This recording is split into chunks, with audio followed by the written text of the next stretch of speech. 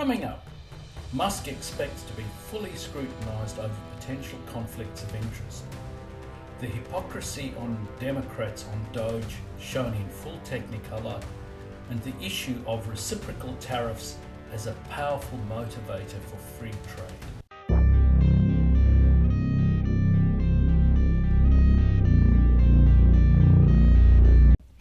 Maggie Haberman has questions about Elon Musk.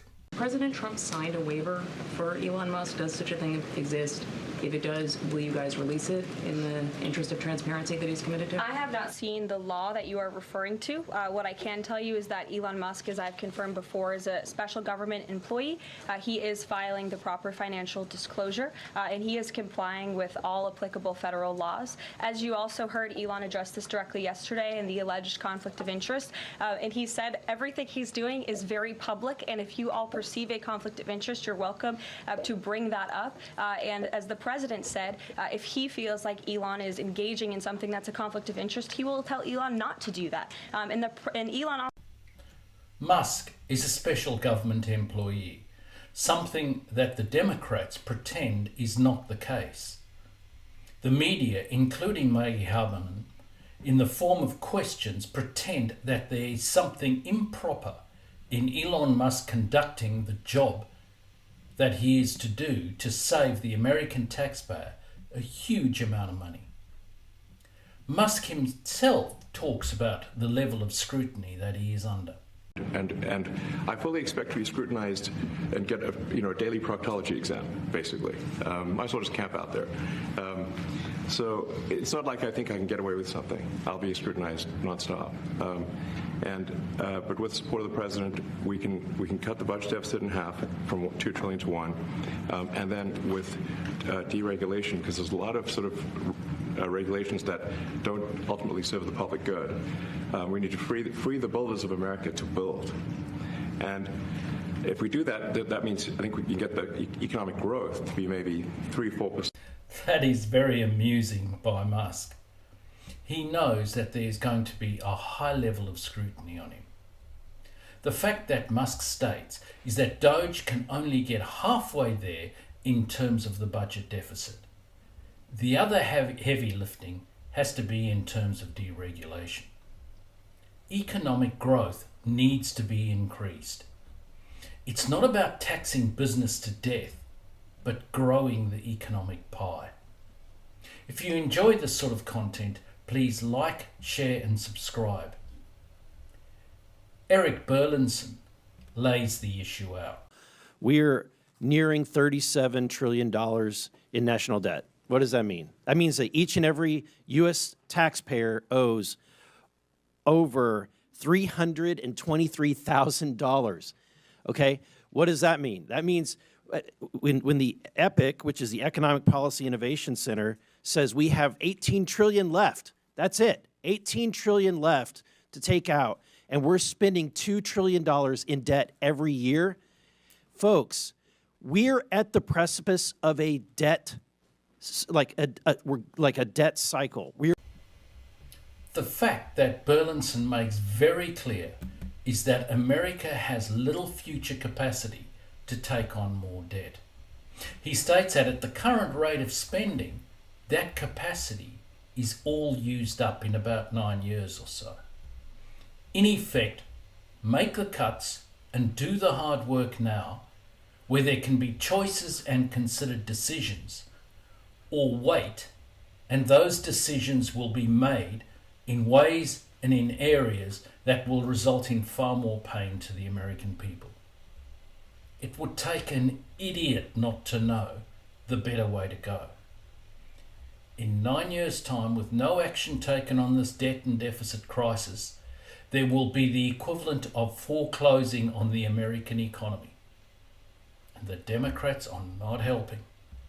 We're trying to save this country for the next generation, and it would be nice if we had help. But instead, we have people that are fighting us on this. And I think that I would hate to be in the Democratic Party right now because you're in a really bad bind. You're having to defend all of this crazy spending, all of this crazy waste. So how do you do it? You do ad hominem attacks. You attack the messenger. oh, Elon Musk, right? He's rich. He must be evil, right? That's the attacks. Really? You can't do any better than that, right? Let's talk on the policy. On the policy. Help us. We're trying to save this country. The fact is, the Democrats are utterly unhelpful on the issue. They are determined to oppose for all that they are worth, and to hell with the taxpayers. Politics to them is far more important than the welfare of the American people. But they have a problem. Who wouldn't want to get a decent handle and start solving the debt and deficit crisis? Well, the Democrats, obviously. The problem is that the nation actually wants to get the budget under control. And the problem for the Democrats is that they don't have any real legitimate arguments to make.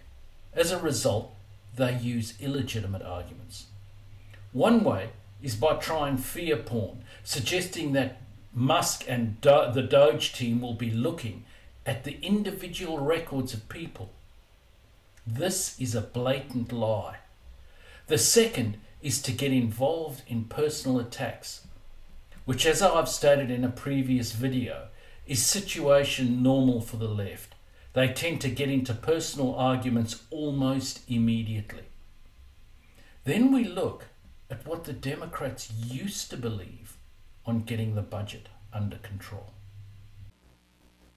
This report tells us how to cut waste, cut red tape, streamline the bureaucracy, change procurement rules, change the personnel rules, and create a government that works better and costs less.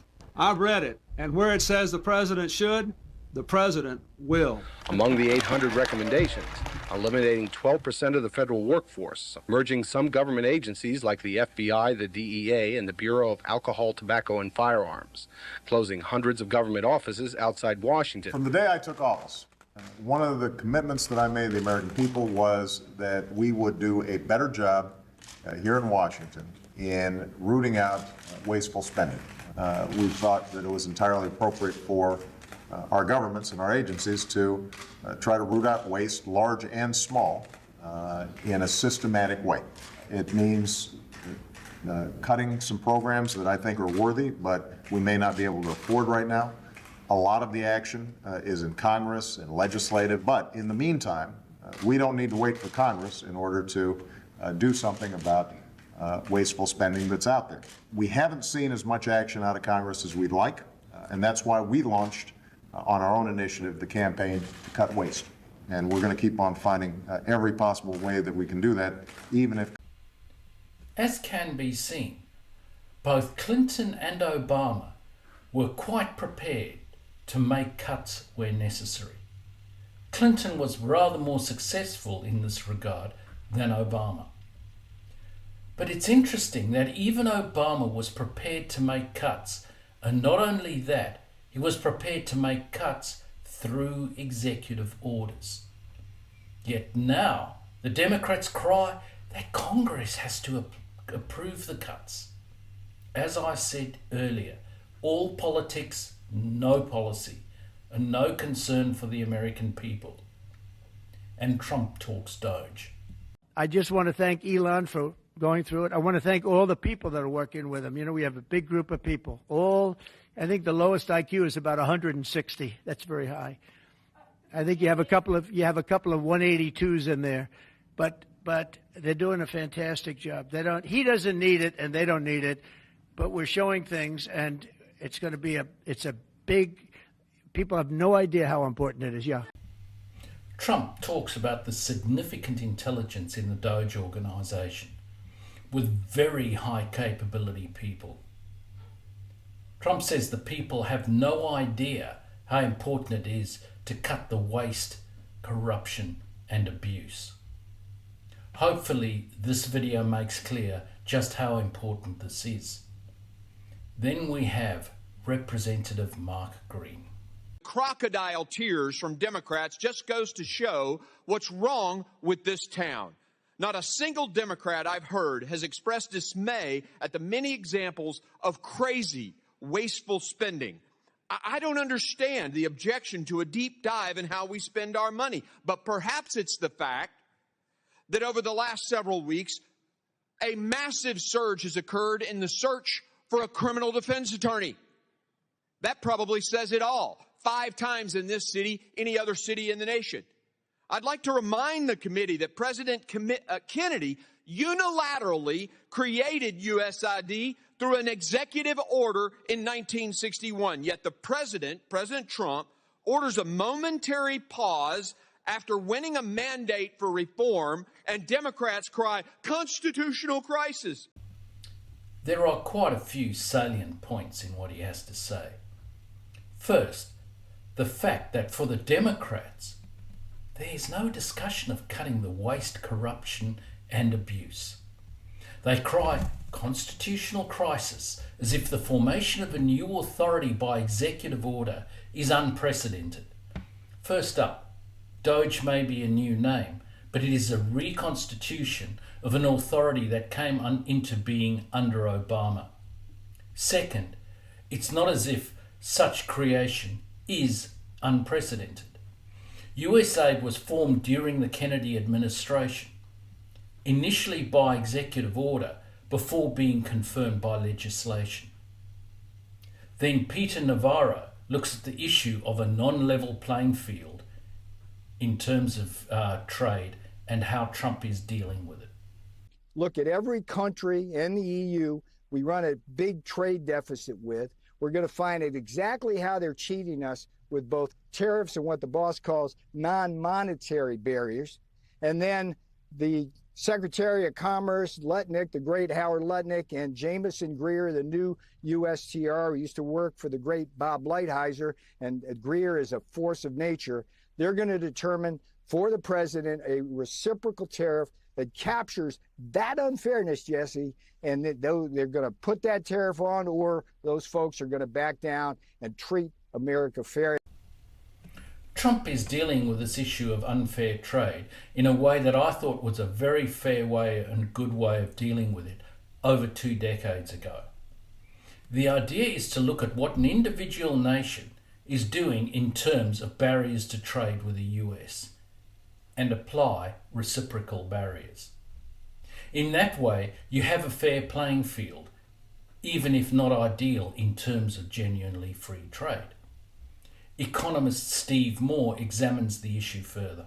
I'm a free trade guy, as you know, Dagan, but I have to say I'm very intrigued by what Trump is talking about here, where he's basically saying to these other countries, you lower your tariffs or we're going to raise ours. I believe this strategy is a risky strategy, but I believe it may work. And if it does work, then believe it or not, we'll have freer trade around the world.